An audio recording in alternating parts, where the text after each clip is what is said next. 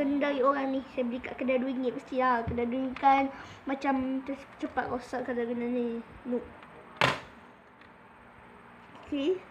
Saya akan tembak dua orang ni. Jom, kita start video dia sekarang. Okay, jom kita test percubaan pertama. Kita buka laser.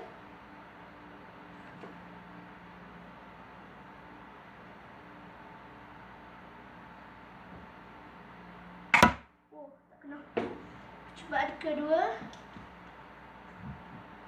Kalau kena satu. Oh, tak kena. Ni, percubaan keempat. Oh, tak kena. Okey, hanya satu saja kena. Sebab saya tak pakai laser. Sebab kalau pakai laser mesti kena. Tapi takut membazir. Dia macam tu. Okey, jom. Bye.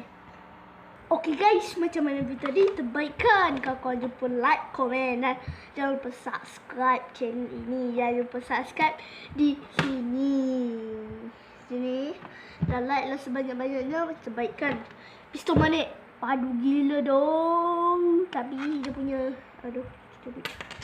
tapi dia punya hanya satu orang saja kena. Tak padat sebab saya tak buka laser dia.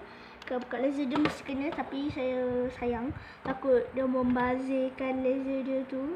Takut membazir. Tak boleh rosak. Lagi saya akan hari ni saya akan buat pistol manik lagi. Saya akan buat pistol manik lagi. Cuma pistol manik tu dia masuk dari bawah.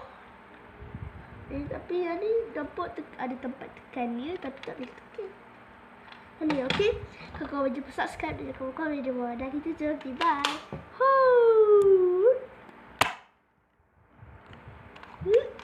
Okey, kita jumpa. Bye.